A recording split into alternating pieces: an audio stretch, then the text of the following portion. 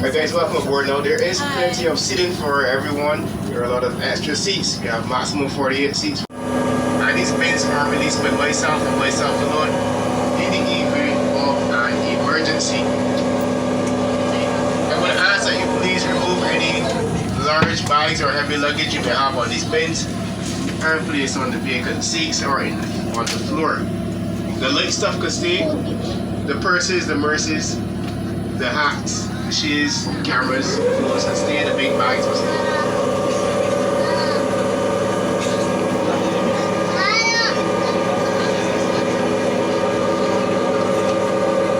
Now, while we are down here, we will be using to the left of the vessel. You are on the port side. If you are seated on my right, which is also the right of your pilot, flags, and the right of the vessel, you are on the starboard side. I repeat this, if you are this afternoon, but taking you down on your subsea flight, we have up front in the cockpit at the controls, Captain Franz. Everybody say hi, Franz. Hi, Franz. Hello, pleasure good afternoon, ladies and gentlemen. Welcome aboard the Atlantis Submarine. The item this afternoon is 21,962. Promises to be the job right. At this time, I'd further reach down by your seats, take hold of those seats. Any communication between our service officer, whose name is Jadeja, and myself. So stand by for that. Welcome aboard and do enjoy.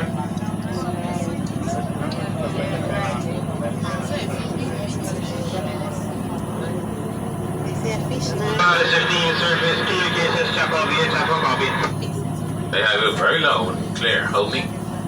Also load and clear. Let's take off for both passengers are secured. Set light support, set balance, trim set, depth set. Stand by for further diving instruction. Surface, both hatches have been confirmed secure. Life support is on and functioning. Currently balanced from Papa. We're up to 180 and motor head flow. And I have you in about 50 feet of water. You're on top, due north of the Willoughby. You're clear to above stand dive. Roger, due north of Willoughby. 3s and 4s. 3s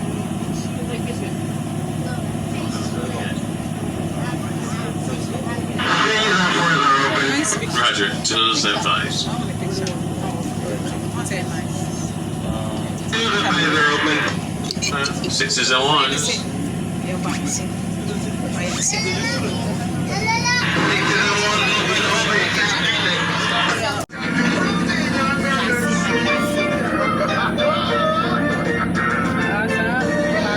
Yes, I'm put down.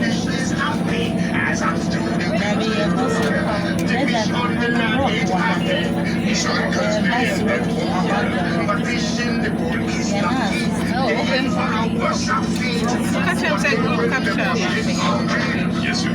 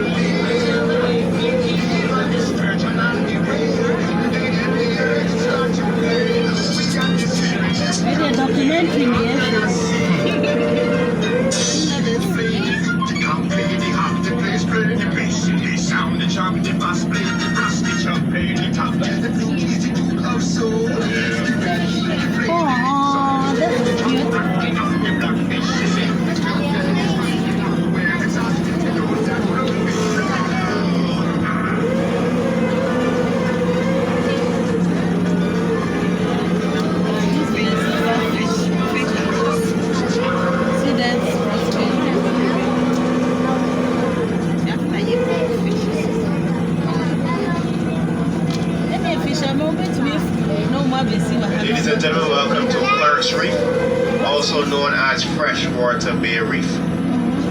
It's called Freshwater Bay Reef because when it rains on the island, like today, the water filters down to the limestone rock, and some of it makes its way down here to underground streams. And sometimes we can see it coming up through the reef, and when it mixes with the seawater, it has somewhat of a hazy visual effect.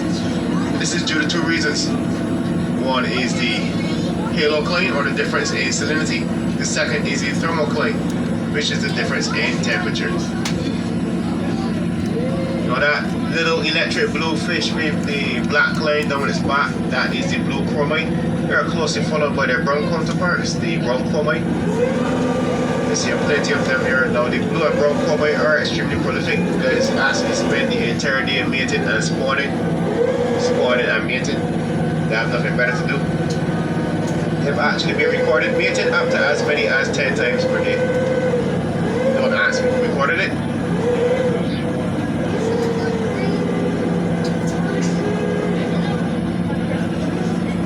Now, coral reef is an excellent habitat for our fish to spawn and multiply. There's plenty of shelter and food for small fish to grow. And although the reefs cover 1% or less of the ocean floor, they're actually home to over 75% of the marine life here in the ocean.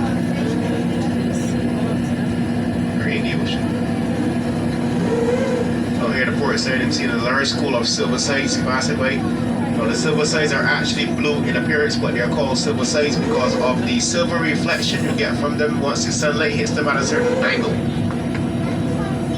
The starboard and see plenty of the blue and brown chromite. These guys have been busy. So guys, do keep an eye out for any turtles. If you do see a turtle, please show the person next to you. Also let me know. We get the more common hawksbill turtle.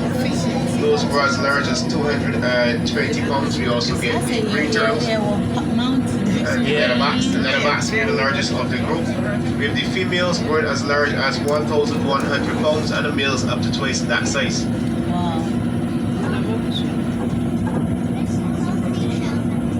Now our turtles are endangered, so catching, trapping, trading, harassing these turtles can get you a fine of up to 25,000 US dollars and or 2 years imprisonment. You harass the turtle. So we're just gonna take photos. How do you harass the turtle? Maybe outside. Anyway, just to See present plenty them. of the blue and brown chromite.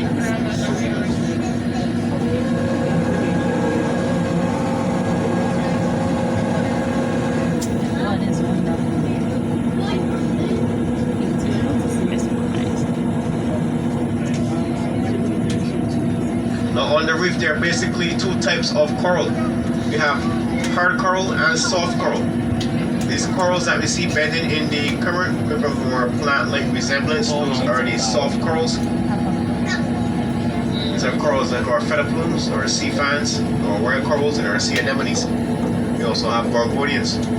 Our hard corals more resemble rocks. These are corals like our L and style corals. We also have plate corals, grain corals, and boulder corals.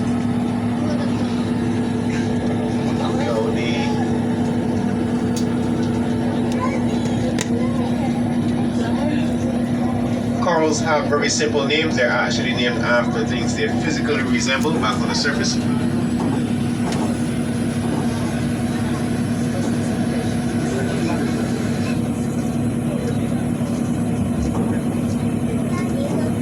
Oh, I see him. The large school of Creole rasp here on the port side.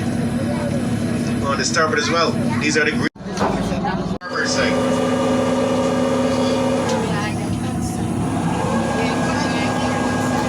Just to make sure everyone knows exactly where they are, can I see by a show of hands those who are on the starboard side? Alright, port side, can I see you? Excellent. Now we're all on the inside. If you look forward on the port or you look back on the starboard, you will notice two red digital displays. This is your depth in feet, currently at 100 feet under. If you wish to convert this to meters, you simply divide by 3.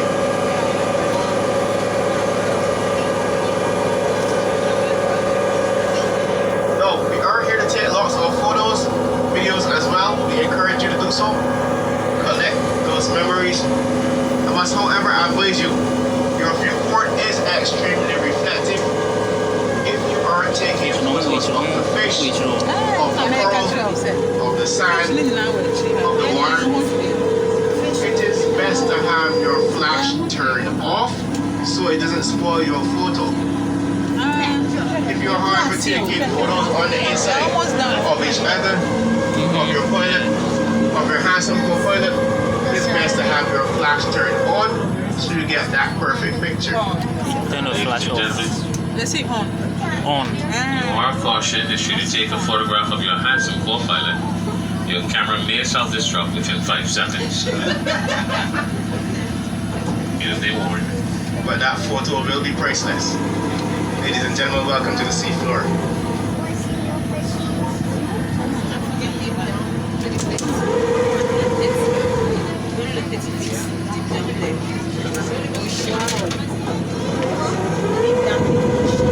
Now, it may appear as though there is not much activity down here.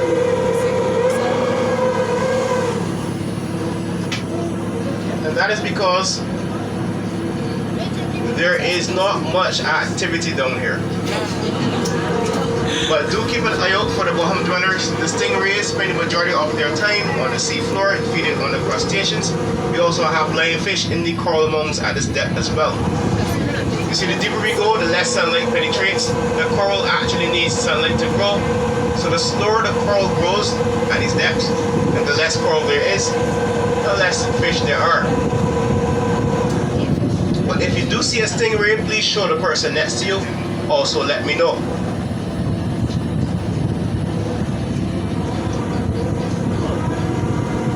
Now also at this depth, you may have noticed that the color of your clothing has changed slightly. If you came down wearing red, your reds appear a bit more brown or maroon. Your orange is more yellow, your yellow is more green, and your green is more blue. Approaching like that. And this is because the ocean acts like a giant filter, and it filters the different colors of the natural sunlight out at different depths. So the deeper we go, the narrower the color spectrum becomes, with blue being the strongest color. And this is the reason why the ocean up here is blue. It's also the reason why the coral down here aren't as colorful as there are on National Geographic.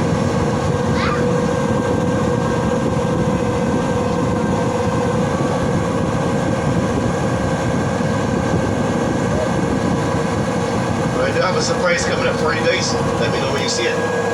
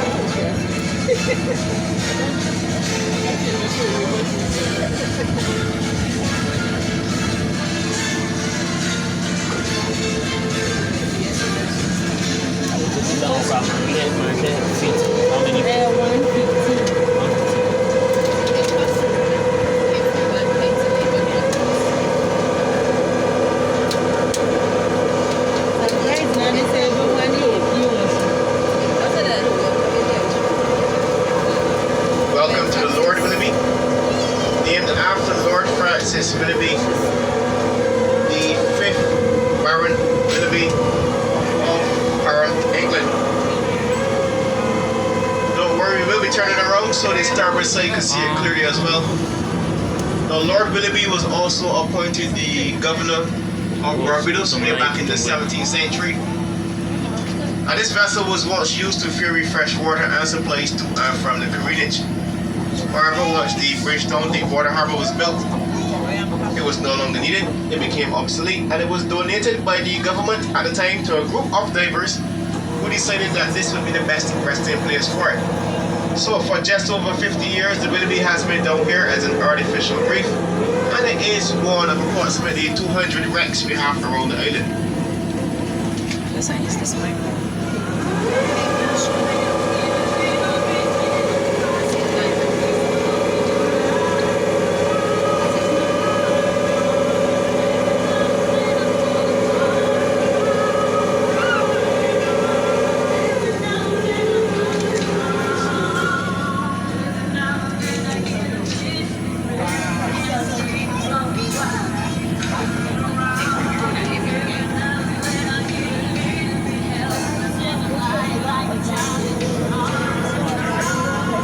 Starboard side, what you are seeing is the reef wall. This wall ascends approximately 50 feet up from the sea floor where it plateaus.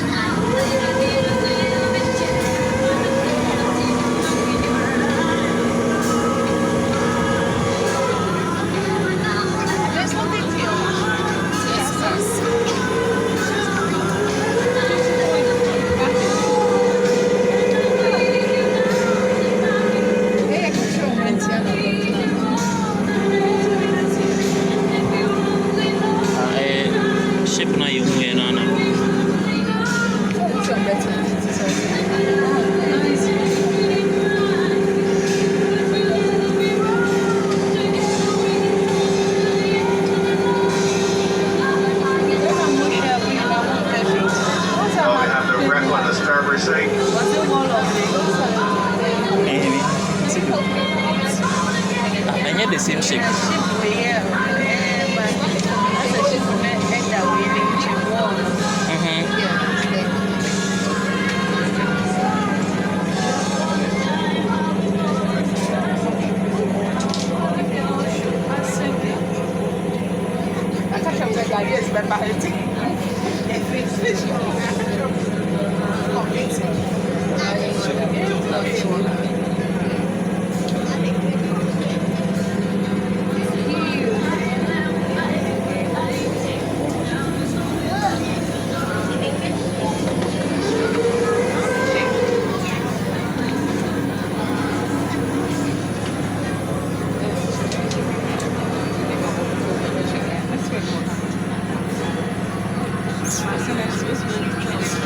Now you guys may be wondering why after as many as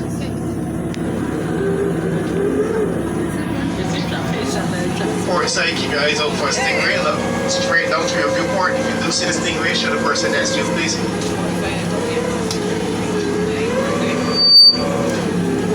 you get eyes on the stingray, let me know. Anybody seen it yet?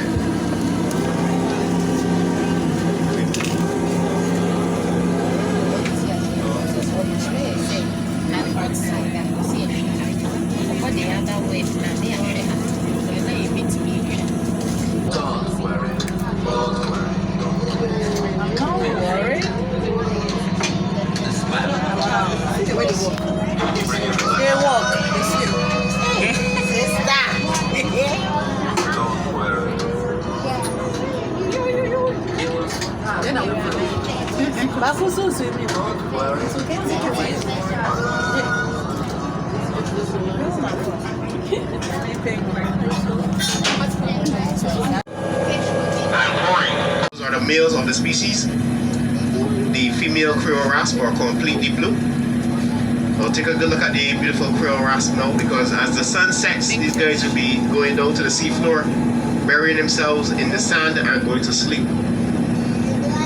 The Creole rasp are also a protogynous type of fish. They all start their lives off as females, and as they mature, they all upgrade to males. Or transition, if you prefer that word. That is where they develop their orange rear sections.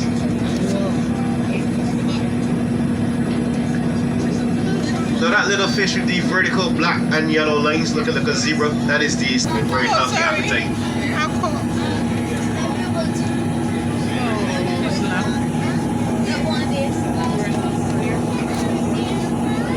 Now if you have noticed a very beautiful rainbow colored fish swimming very close to the coral, that is the stock-night parrotfish.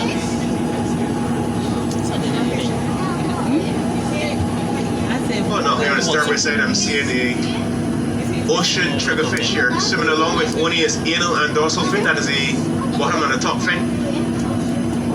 That is the ocean triggerfish. Right there. The silver dish-shaped fish, swimming along with its top and bottom fins.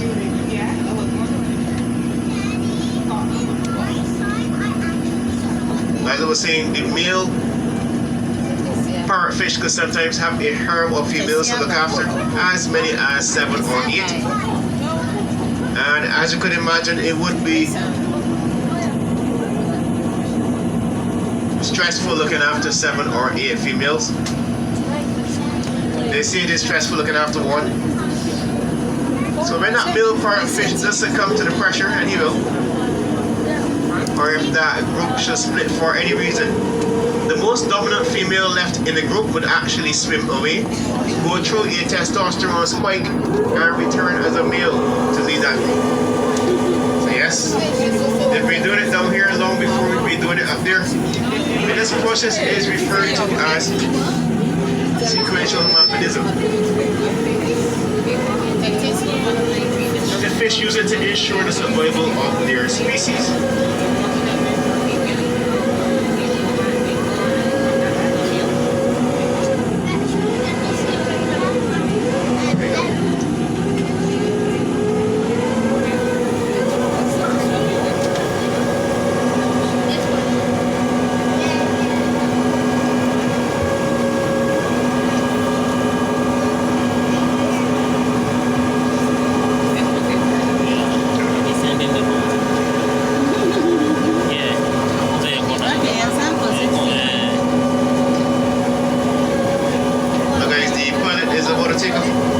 Shallows of the reef and back into deep waters. If anyone has any objections to this, kindly raise your hand and I will open the hatch for you.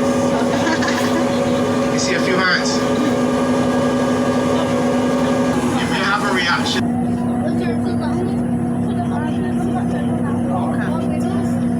Welcome back to the reef. So you guys may have noticed that on our reef there are some white spots. Anyone tell me what these white spots are? Anybody knows? Please please don't say popcorn. Pardon? Did I hear the answer just now? Somebody yell it? Yeah, that Right, one. nobody knows? Yeah, that one. Alright, I'll tell you guys what it is. It is the phenomenon known as bleaching. You see, there is an algae called zooxanthellae which lives in the tissue of the coral. And this actually gives the coral its color. But once the water temperatures rise just a few degrees above the nominal temperature for the coral becomes stressed. When the coral becomes stressed, it ejects this algae, revealing its white limestone skeleton. So the coral isn't dead, So far, you own that thing. but if it does remain in this state for too long an extended period, it could become dead.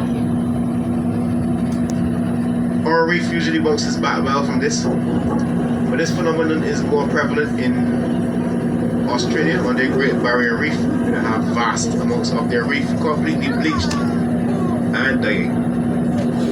Now that black dish-shaped fish, which you see swimming along with only its anal and dorsal fin, that again, that is the top and bottom fins, that is the black durgan. Now the black durgan is of the triggerfish family. It also has a spine on its back, which it uses to defend itself from its predators and also to wedge itself in the reef when it sleeps.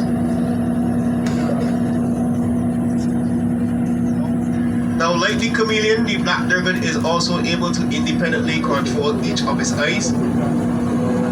So it can keep one eye on its food and the other on its predators.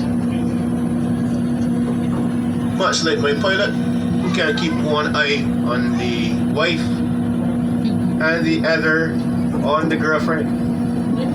You forgot one thing, Glenn. What's that, friends? My girlfriend is my wife. Congratulations, friends. Thank you.